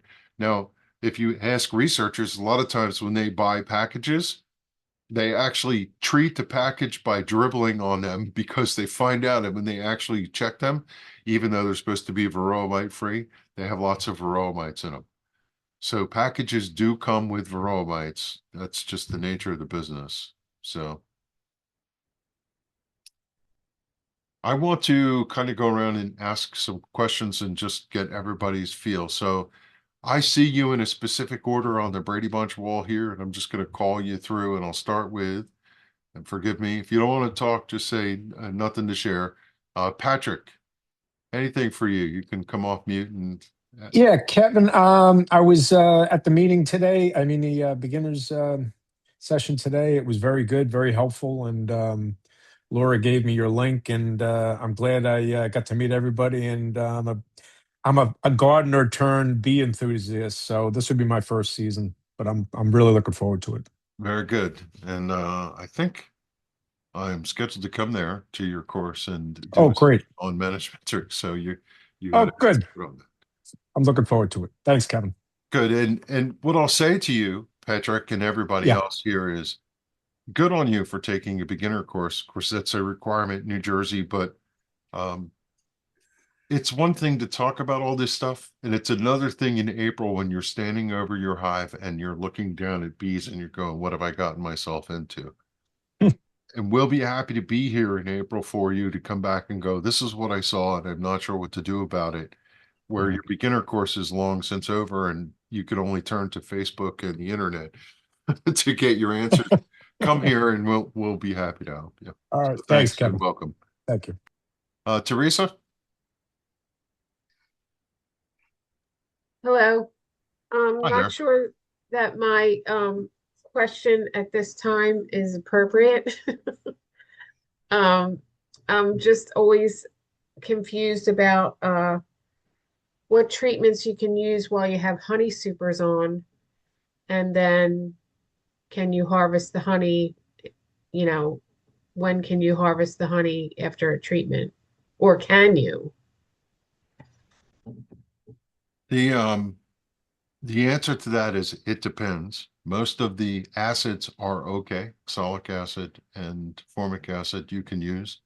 They're softer chemicals and they actually reside in honey. The synthetic chemicals are no go, like an Apivar. You don't want that in your honey. Um, there was a product that was made from tobacco that is out there. I don't even know if it's out there anymore. And people say you could use that with honey, but the bees track tobacco into your honey and make it taste funny and stuff like that. So you don't want to do it. Um, the new product we were talking about before, Naroa, you could technically use it with honey supers on, but you actually don't want to because the reason is when the bees consume the food in the package, the sugar water, you want them to use the food as brood food to put in the bottom of the cell with the larva so that when the varroa mite goes in to feed on the larva, they come into contact with the product. If the bees take in that product, the sugar water Naroa with Vadascana in it, and they put it up in your honey super, no varroa mites are going up into there, and therefore you're wasting your money. So the answer for whether you should use it with honey or not is often it depends, and you have to read the label and find that out. Is there some specific product you want to know whether you should or shouldn't? No, it's just that I did the treatments in July and August, but I still had a lot of honey in supers, so I just left it for the bees. Okay. What did you treat with? Um, Apigard. Okay, so Apigard is one that they don't recommend you leave your honey Right. on. It's not necessarily dangerous. It's Thymol. But the problem is your honey could end up tasting like cough syrup because it impacts flavor of the honey and so on. So the rule there is no, don't use it for that. Right. I didn't use the honey after that. I just kept it for the bees. Yeah, and ideally, when you're doing that type of thing, you really want to keep track of it and make sure that you're not using honey after something that was on that could have possibly had an impact to your honey. But there's Apolife Var, which is another product very similar to Apigard. It has Thymol, which is what's Apigard's main thing, but it also has eucalyptus and menthol along with camphor. And if you put that in when you have honey on, um, you know the citronella stuff that you get to keep the bugs away in the summer? Right. It's That's gonna what that taste stuff is. weird. Yeah. Yeah. So Hopguard was the Oh, Hopguard. That's other the one I was product I was thinking of. talking Yeah. about. That's the tobacco one. And universally, I've never heard somebody say Hopguard's a great product. Just doesn't work. It's a mess to work with. I know people who have used it and loathed it. They and I understand that while it's still out in the marketplace, it's about to get pulled apparently. So Is that the same as Formic Pro? no, Formic Pro is Oh, formic acid and Hopguard is formic beta acid. acid of tobacco. It's a different product. Potassium salt of beta acid, I think, is hops beta acid is what Hopguard is. It's Okay. a derivative. They found out through tobacco farming that certain bugs die when they come in contact with tobacco, and one of them happens to be varroa mite. That's how that product got put into the marketplace. It kills people too. It's very Tobacco. goopy, terrible stuff. Yeah. Usually essential oils are not in with honey. Acids are typically good, oxalic acid, formic acid, and synthetics, which is Apivar. There's two products out there from a long time ago that are still in the marketplace called Apistan and Comifos, which is fluvalinate. Everybody hear me, never use those products. Never use those products. You put them in your hive and it doesn't go away. The product stays in the comb forever. They're not effective. Varroa mites have become, I keep saying immune. Help me, somebody. I have a Resistant. resistant. Resistant. They're totally resistant to those products that don't work anymore. Now, it's been so long since those products been used that I've heard recently that they actually have gained a little bit of their effectiveness back, but they're still no good. Don't use them. And there's certainly non-chemical approaches that you can use. You could put a drone brood frame in your colony when the bees are making drones, Right. and then pull the drone brood out. And the varroa mites like to go in the drone brood, so you're basically sequestering a lot of drones out of your colony, which some people don't like a lot of drones in their colony. And it also gets rid of all the mites with them, so you get a double bingo. Yeah, it acts like a mite trap. Mite trap, right. Thank you. You're welcome. I will go next to Sam. Hey, thank you. One quick question. So in the videos, we talked about painting the hive boxes and mentioned not to paint the top or the bottom. Yes. Is there any reason, yes or no, to maybe apply something like a linseed oil on the top or the bottom to help protect the wood, or is that not necessary? So the reason you don't paint the top or bottom edges of the actual boxes is if you put bees, comb, resources inside of a box, it could weigh a considerable amount. And when it's set inside the box and the box is sitting down on top of the other one, and the paint is there on top of the two, paint has binder in it, which is glue. And the glues fuse together and you can't get them apart. They physically stick together. They'll stick so much that they're just like you glued the boxes. And when you pull the boxes apart, it rips the wood apart before it separates the paint. Ask me how I know, because our boxes that we have for our association got painted on the top, and when I took them apart last year, it physically wrecked the woodenware. So don't paint the top. Now, could you put linseed oil or something like that? Yeah, you could, but what you find is a lot of times the bees will put propolis, which is very similar to a varnish, on those surfaces, and it actually seals them. If you want your boxes to last, 2 coats of primer, 2 coats of paint, and make sure, especially where the finger joints are and the end grain is there, you could paint that and look at it the next day and it doesn't even look like you painted it. And other times you'll paint it and it'll have a coat of paint on it.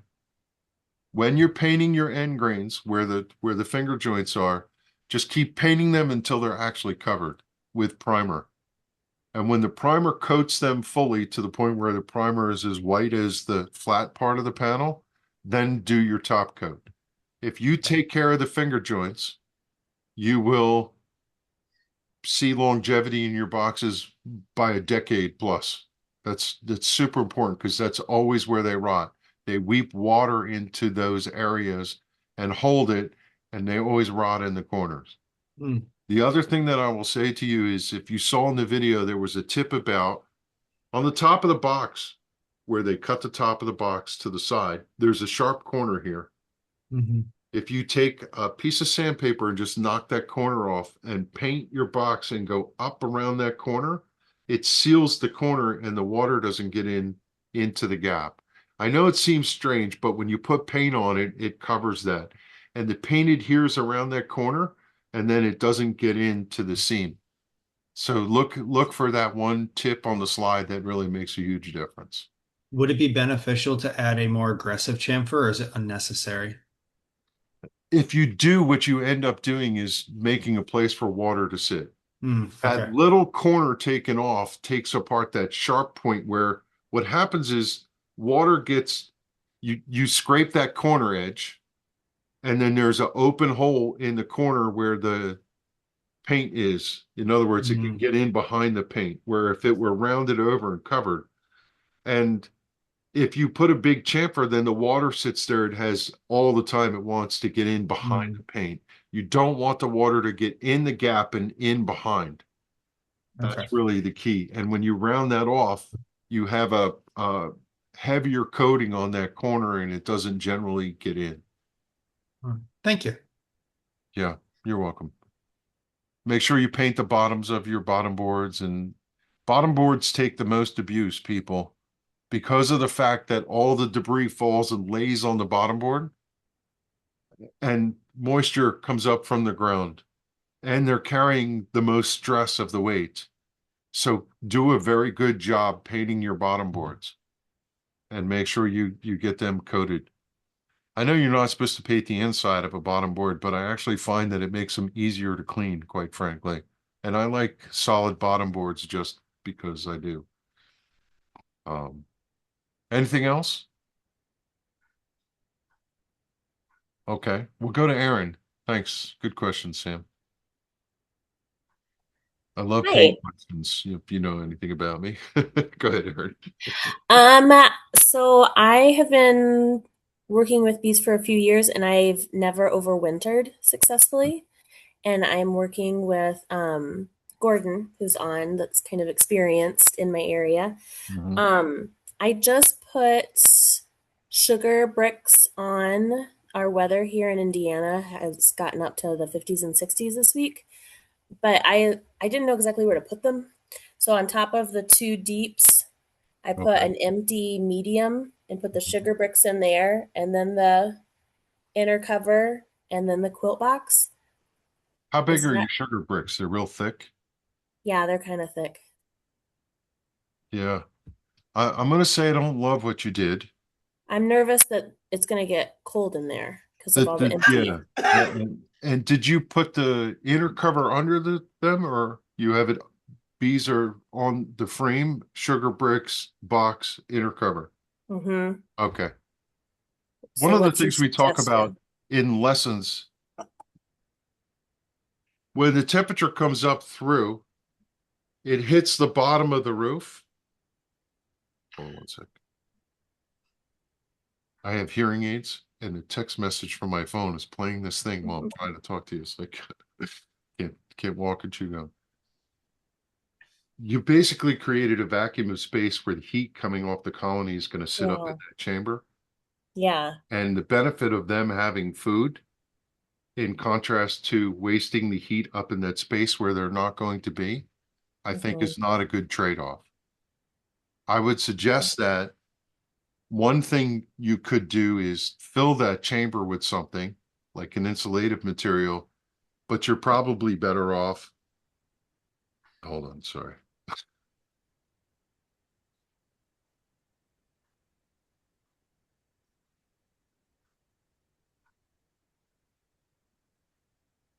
My twin brother is texting me these messages where he talks on the phone and he tells you 20,000 things, and it's all playing in my ears, like almost ready.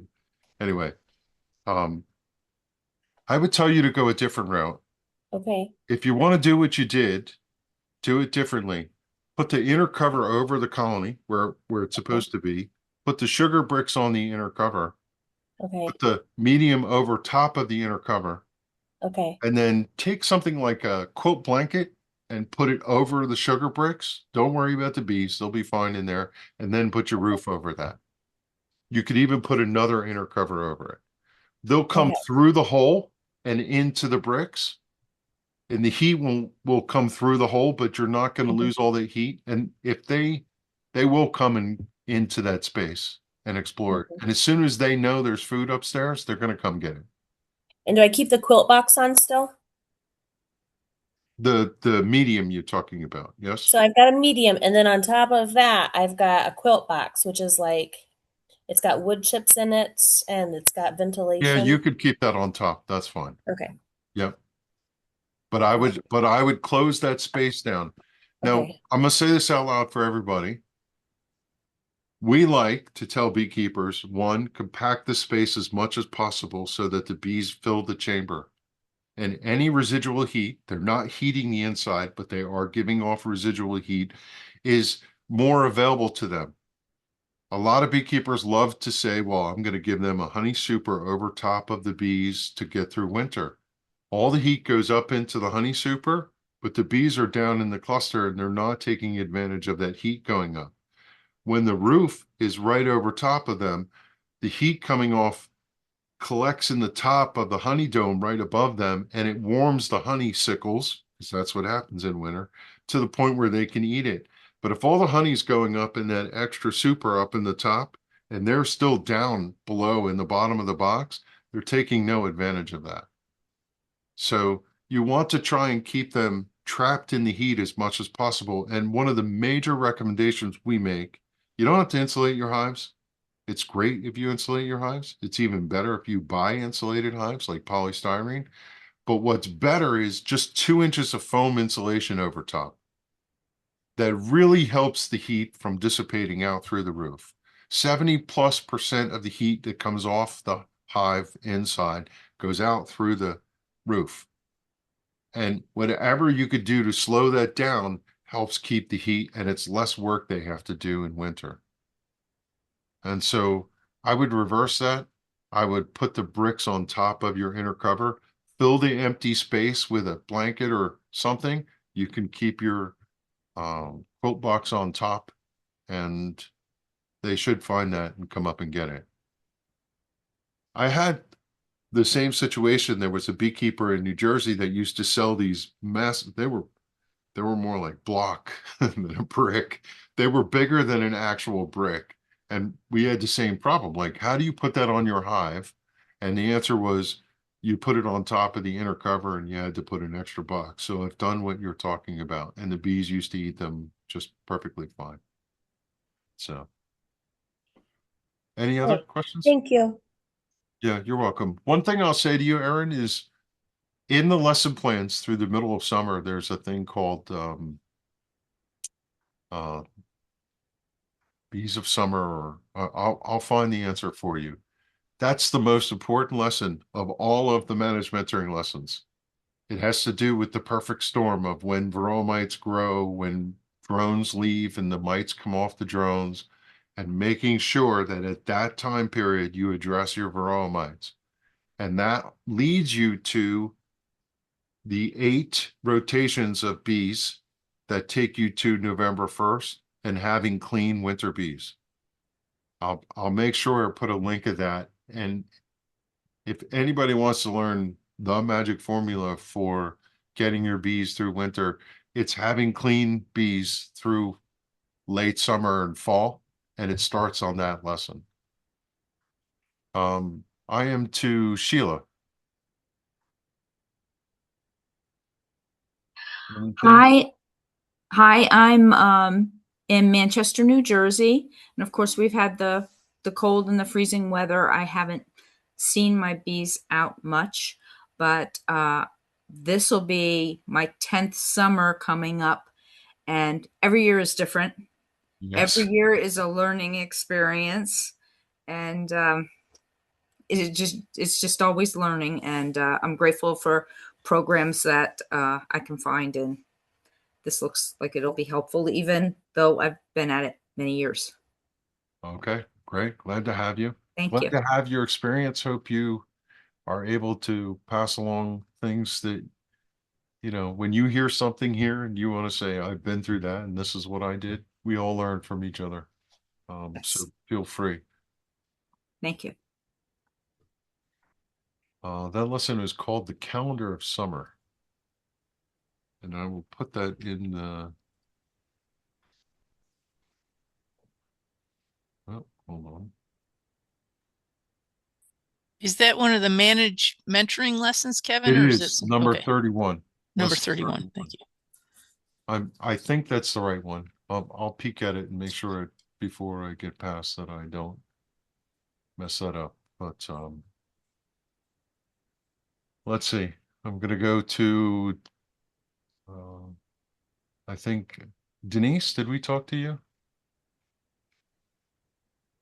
Oh, no, not yet. So we had a nice surprise on the 50-degree day. I was convinced that I have two hives. One's a traditional wooden hive and one's the polystyrene hive. The polystyrene, I've seen them fly. I have a stethoscope and I've knocked and they were pretty strong in there. But the wood hive, I hadn't heard anything when I knocked and there was a huge amount of die off really early on. So a lot. So I was pretty certain that that hive was done for. But I did crack and peek both hives on whatever day that was, maybe Tuesday. And both hives were completely alive and both were in the candy boards, chowing down and lots of sugar still in the candy boards. So Okay. looks like so far so good. That's a good sign. Yeah. I asked Alexa today, how many days till spring? She said 29 to the first day of spring. And I'm thinking, man, we're within 30 days. Sure doesn't feel like that when you look outside and now they're talking about possible snow on Sunday, right? But we're 30 days. And when you start to see these 45-degree days pop up, 45 degrees, usually the threshold where they start to fly, that becomes like, oh, we're going to get spring pretty soon here. I did see something interesting though. I saw bees flying out of the hives, flying as far as they could go and just dropping real time and dying off. So that was sad, but kind of interesting to see that occurring on that warmer day. So what does that mean? Do you know what the meaning is of that? I don't know. The term that is typically used in the textbooks is called altruism. Some bees are at end of life. And one of the characteristics of a honeybee, which is amazing, is that they will not perish inside the hive if they know they're at end of life.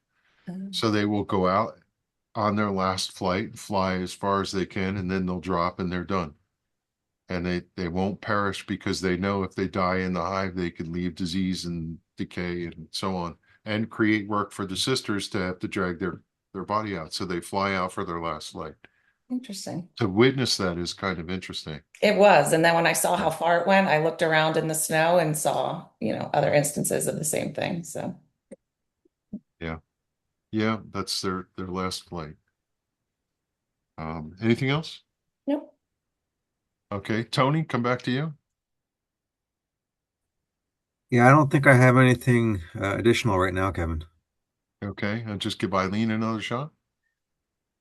I'm good, Kevin. Thanks. Want to go to Gordon? Welcome, Gordon. Saw your emails. Thanks for coming in. Thank you. I'm really pleased to discover this program of yours. I've enjoyed your podcasts for quite a while, and particularly in the detail that you go into, because one of the most frustrating things I've experienced in learning beekeeping is things that are said but not explained well enough to know that it works fine in the spring, but it doesn't work that way very well in the summer or in the fall. And there's so many nuances that just really help to make better judgments that I appreciate. I do have one question that relates to what we talked about earlier. When a hive does completely run out of honey, they've eaten every last drop. Is their demise like minutes away, or is it hours, or do they have body stores that they can take days before they finally die? I don't actually know the physical answer to that, but I know one characteristic is that the entire colony will go all the way to the end together. And then when they start to perish, they all perish within hours. They do their best to sustain life for the entire colony. If somebody has food, they pass it on and do whatever. And then they typically find that they all die within hours of each other based on the research. It's an interesting phenomena, is like they'll last all the way right to the end together and then they'll all go together. I think if you go and look, there was a study done in Minnesota where they did years and years worth of study with massive amounts of sensors and whatever, and they chronicled how and what happens to bees when they perish in that way. That'd probably be the best place to go peek for an answer. And thanks for the call out for the podcast. So many of you may or may not know, I don't know, that I do the Beekeepers Corner podcast. I've been doing it since 2010. I'm on my almost 300th episode, and I'm not one to promote myself. I do a lot of things in the world, and I loathe going to sessions where people do nothing but talk about all the stuff they do. So if you want to ask me, I'd be happy to share any backstory, but that's not my MO. I'm just here to make sure that you get whatever information you need to help get your bees through and have a good experience and not struggle. So thanks again for coming in, Gordon. Appreciate you joining. Want to turn to Mark? I try to see if I have any double names so I don't confuse anybody, but there's only one Mark. So yeah, hi. So this is my second session. A little in depth. I don't have bees. I just ordered equipment. Haven't painted anything yet. I did pre-order a nuke, so just learning, and the exposure is great. I have a curiosity, if you don't mind me asking. You ordered nukes. How did the experience go of ordering them? Did you just call somebody and said, I'll take two? Take one, whatever you... Yes, I actually ordered them online, and it's a reputable New Jersey provider who I think the beginning beekeeping class I'm in, it was one of the places that they recommended. So I honestly didn't do a great deal of research, and like, wow, this guy's been around and is really well known. So I'm trusting that. And was there sufficient information for you to understand the exchange when you go to pick it up? Like, do you, I'll ask it a more pointed question so you understand. Some beekeepers never ask, and when they show up, the beekeeper says, well, where's your equipment? And you say, what do you mean? They're like, well, I'm giving you bees with frames or whatever, but you're not taking this nuke box, or you have to buy the nuke box or whatever. So do you... My understanding is it comes with a nuke box, so... Do you have to bring the nuke box back? I don't know. I don't know. Okay, so this is where I would say to you folks, if anybody's buying nukes or packages, try and figure out some of the fine print so you're not surprised. And not to make an example, chances are, Mark, based on who I bet you're buying your bees from, you're going to pick up a nuke, you're going to bring it home, and you'll be able to keep the nuke as extra equipment for your operation.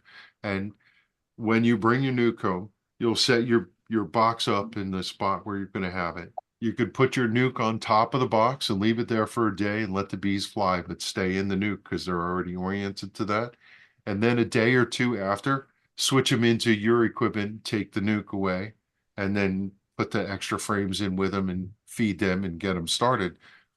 Sometimes, I've been through many nuke sales, you go there and you have to bring your equipment and they transfer it in. Other times they'll give you a temporary box, which you basically throw away or get rid of. Other times you bring your bees home, install them in your box, and you have the option to bring the equipment back to them and they'll give you some money for it, or they want it back.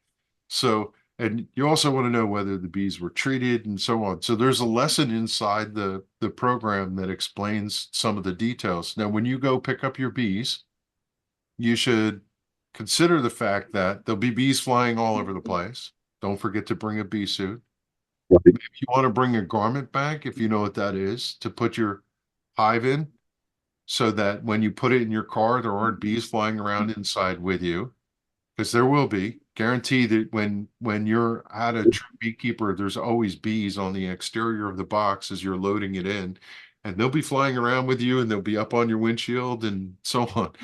If you do drive home and you have bees flying around, pull over, open the windows, and let them all out, and then close it and go on your way, right? All of that stuff is in the lesson plan, so make sure you go take a peek at that. But it's always a fun experience to go get your first nuke. So you have to let us know when that day comes how it went for you. In the class, I was interested to know, you talked about all mediums as opposed to deeps. Yeah. It seems like all the nukes are deeps. Yes. Somebody asked in class, and I was kind of glad they did, because I was thinking, oh, mediums, all mediums doesn't sound like a bad idea. And then there was scant information about, okay, well then what do I do to get my nukes into my mediums? Because you can't just take your frames and stuff them in there.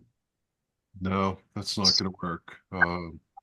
You have people who sell nukes in mediums, and you have to seek them out. There are people who do it. It makes it even harder to find. But the traditional nuke sale, and again, that devil's in the details. If you plan to run all mediums and you show up and they give you deeps, what are you supposed to do with them? You could, I suppose, not the greatest idea, put two mediums together, put your nuke in the middle of the top medium. There's going to be a gap underneath it, and put medium frames through. And once they start building on that, then eventually you would pull those frames out and get rid of them. Knowing, or you put a deep box on top with a queen excluder, let all the bees run their course, and then pull that deep box off and basically transfer them into your mediums as you go, and then move to all mediums. There's different routines out there, and if anybody finds themselves in that situation, ask, and we'll help out. Good. Okay. Let me go to Paul. Well, I've been dealing bees for 20 years, so it's a little bit more. I got 23 hives that are in Hive IQs, and fortunately, knock on wood, they're still all alive.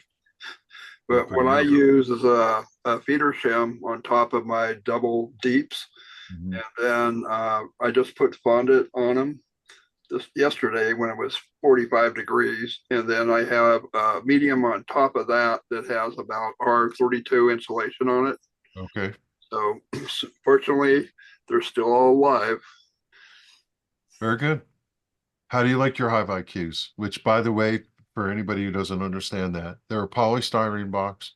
They're one of the more modern ones out there. They've advanced the technology a little more than some of the other ones like Lyson and B-Box and so on. And they're kind of like the cat's meow right now, a Hive IQ hive. Well, I'm getting rid of most of my woodenware. If that answered your question. Yeah. So, well, I said it last time. I think in 5 years, most people will get with the program and understand how really good polystyrene hives are. But right now, they're still esoteric, so to speak. The only thing you got to be careful on the Hive IQ or some of the plastic ones is there's not a lot of adaptions for them out. Like the feeder shim and that. There's just a couple people that put them out in 3D printing now, but there's no commercial one. So some of the stuff are hard to get. And then the other thing with the Hive IQs is you have to figure out a way to OAV them without melting the box. So those are different issues you deal with. Actually, if you look, I don't know what kind of vaporizer you have, but Laurab just announced a new insert this week that goes into a Hive IQ that accepts the vaporizer.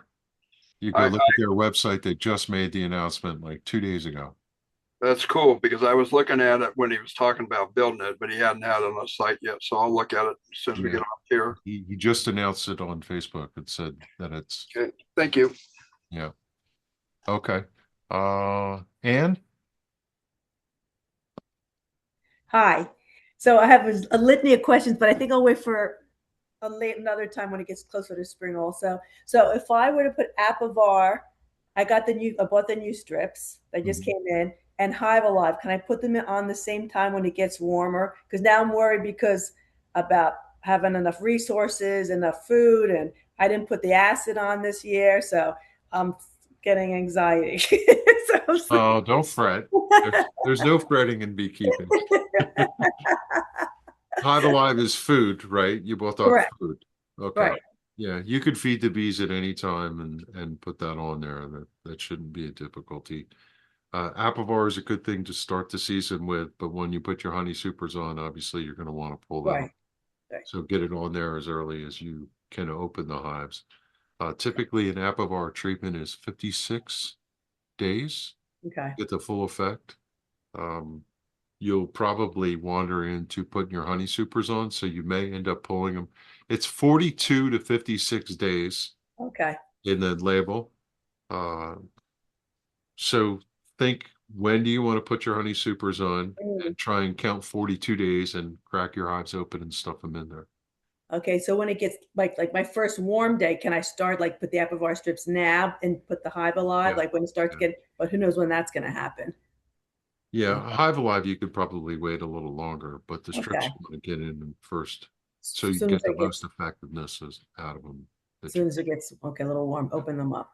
Okay, and then you answer my question about painting the bottom board, because I didn't paint my bottom boards. I have 2 hives, and I'm thinking, so I guess I'm going to buy new bottom boards and paint them, so when it comes, I can pick up and put the new bottom boards painted. Yeah, when we say paint them, you're supposed to paint all the exterior surfaces and the bottom of the bottom board. Okay. A lot of people don't paint the bottom, and they get by okay. Okay. It's always better, though, I think, to paint them. And then, the tip that I said is paint the inside. Most people don't do that. Right. I think it's not a terrible idea, honestly. Okay. Okay. Thank you. I'll see you Saturday. Yeah. Okay. I'm trying to look. Paula, I think you're next on the run there. I just want to say thank you for sharing all your knowledge with us. I can't wait to get out there and get busy with the bees again. But I did have a question. You were talking about painting the hives. What about wax dipped hives? Can they be painted ever? Yes, the answer is yes. So first off, a lot of people are not familiar with wax dipping. It's kind of a fringe thing that occurs. There are certain vendors out there that sell their hives just wax dipped.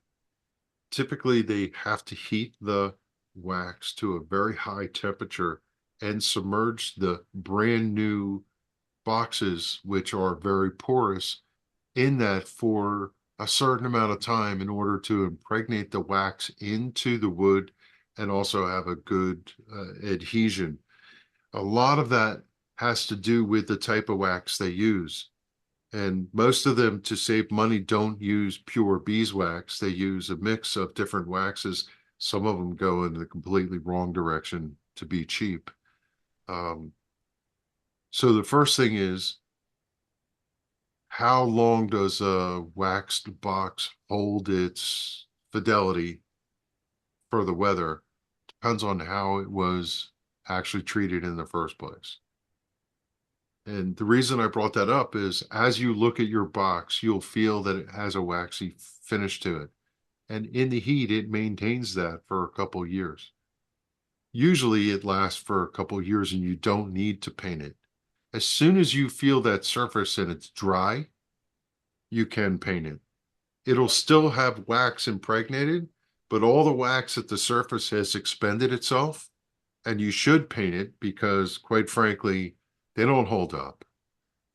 I've seen wax dip hives last 4 years, 5 years, and then they just fall apart.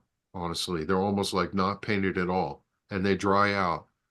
Ask me how I know. I have one, and I know how it is. And I also know people. One guy who's a very close friend of mine bought 100 hives, and within 4 years they just disintegrated, and they were dipped in a high quality wax situation. And so I'm not a huge fan of that phase, to be honest with you, but they do work for a handful of years. But as soon as you feel the surface dry where you don't feel anything when you drag your hand on it, it's basically raw wood exposed to the surface, and you want to put paint on it. Paint it with primer, because the primer adheres to the wood and then the paint adheres to the primer. So hopefully that answers your question. Yes, thank you. They look nice for a period of time. The other thing about a wax dip hive, but for whatever reason, within like 3 years, they become really grimy and gross looking. They turn black. They're not very attractive. It's nice to have beautiful wood looking, like almost varnished looking wood in the beginning, but they do not hold up very well. And there's a product out there called Eco Bee Wood coating or something. It has the word eco. It's water based. This stuff is horrendous. It doesn't work. Never try it. It makes all kinds of claims that you never have to paint your hive and you could just keep washing it with this stuff. It doesn't protect your hives at all. It's useless. Used it for a number of seasons to try it, and the hives looked terrible after that. So I'll look up the product name so I don't give you some goopy, but I think it's called Eco Wood. That's what it's called. Does that ring a bell, Laura? I see you shaking. Yeah. Okay. Tina, how are you doing tonight? Hi, I'm good. Everything's going well. I did see the bees on Saturday, and I gave them some food. I'm one hive, and I'm here in Lambertville, New Jersey. And I just wanted to ask a follow-up question to the painting of the hives. I already have I bought a hive set up with pre-painted. How often do you have to paint them? I mean, it still looks good. That's one of those, it depends. It depends on who you bought it from and how they pre-painted it. Some of them just one coat of spray for primer, one coat of top coat of a cheap industrial paint, and off they go. And others actually do a nice job with a couple coats of high quality primer and paint, and they'll last. Your mileage may vary depending on vendor. Yeah, it was Man Lake. Man Lake. Okay. Yeah. So Man Lake is middle of the road at best, from what I know. They'll last probably 4 or 5 seasons, and then their bottom boards, from my experience, just tend to disintegrate. I don't know why they don't have a better track record there.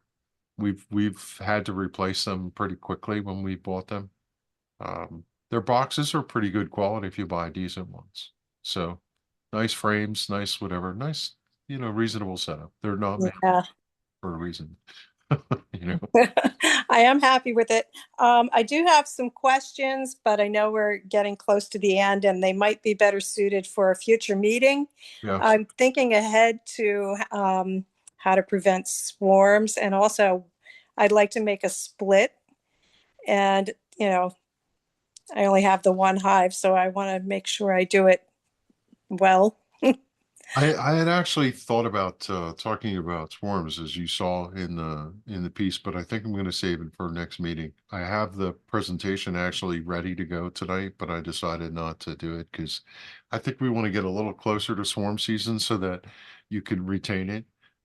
Typically, swarm prevention starts with the first inspections, and understanding triggers and indicators, things that are going to lead to a swarm. If you have this, it means a swarm is pending, and if you have that, it means a swarm is going to happen, period.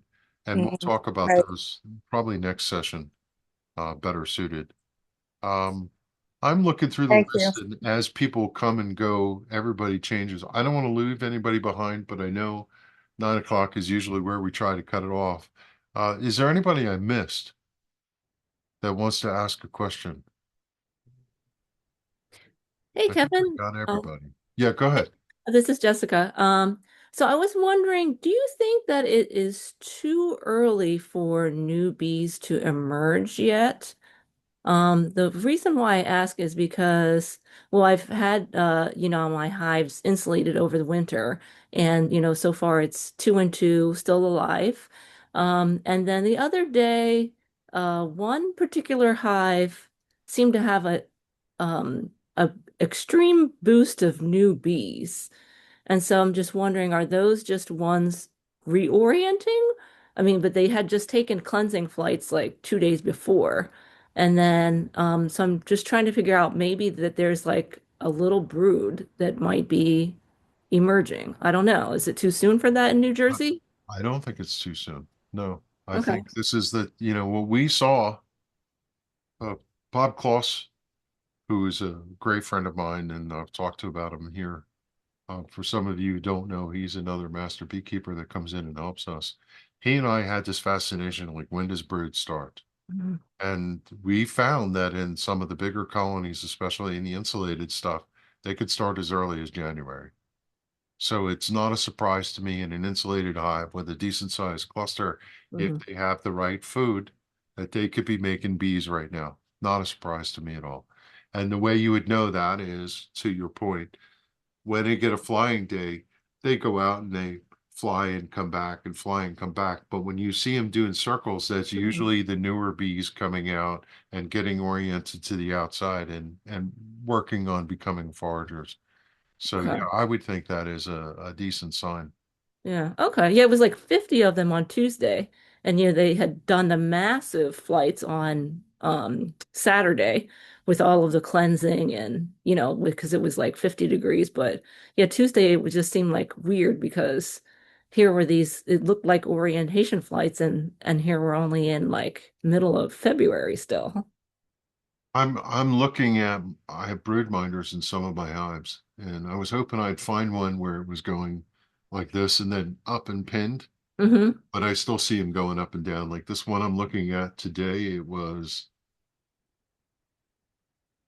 68.9 degrees in the middle of the brood chamber. Mm-hmm. It needed to be 90 Yeah. in order for it. So this hive is not producing, and I'm just picking through them, and so far I haven't found one that's doing that. Mm-hmm. Now down there, Jason, I know Jason was in the call. I think he stepped away from North Carolina. I'm sure he's doing it. I'm sure his hives are brooding up for sure down there. Mm-hmm. Yeah, I'm hearing like in Tennessee and even places that are just getting warmer quicker, that they're starting to get out there and get pollen, and Yeah. where they're like indications that they're feeding some brood.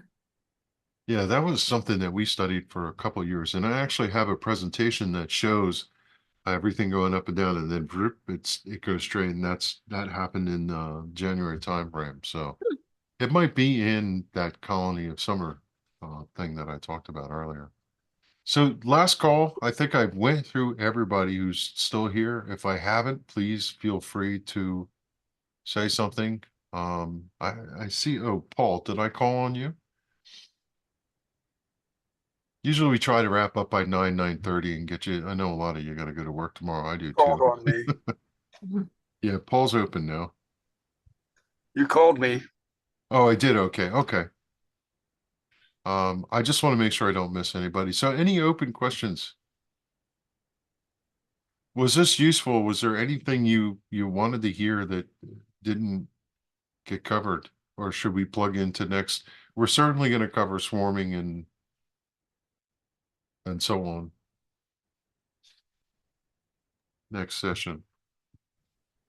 Laura, we have a meeting on Saturday for Northwesters. Yes, yes, that's going to be awesome. That's over at the Warren County Library. So a new venue for us. And you'll be there. That's wonderful. I'm coming. And yeah, we're going to be talking about some swarm control that doesn't increase your apiaries. So that should be interesting. Oh, that's a good talk. I was actually asked to give that talk at one point. How do you maintain but not expand? So I'll be interested to hear what Doug has to say about that. That's a good one. Okay.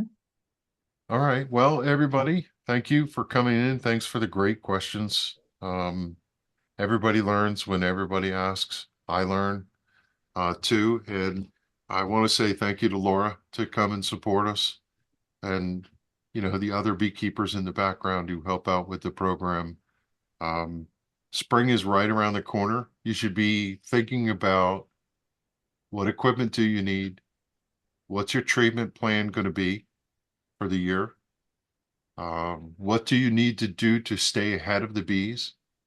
Don't forget about the kind of periphery stuff like how do you plan to track your activities this year? Don't forget about that type of thing. Um, I am working with Bucks County beekeepers in March. They're going to do an all-day seminar where they're doing hive monitoring and reporting, tracking, and all kinds of interesting things. They have Hive Tracks coming in, the software. The Broodminder is going to be there. I'm going to be giving a talk on using forms and other information to track how people actually record. Nowadays, you can record and use Claude to summarize what you did, AI, right? So that new stuff coming in and even more. So if anybody lives in the New Jersey area and wants to bop over to Bucks County, go look at their website. That should be a great seminar. And with that, I'll do final call and let you all go to your evening pursuit and say thanks again for coming to join us. And there's nothing up there about the next meeting. I will get those by this weekend in for what we're going to do come March. So Great. Thanks, Kevin. Thank you, Thank you Kevin. very much, Thank Kev. you. Thank you. Thank Bye. you. have a good night. Have a too. good night. See you, Kev. Bye.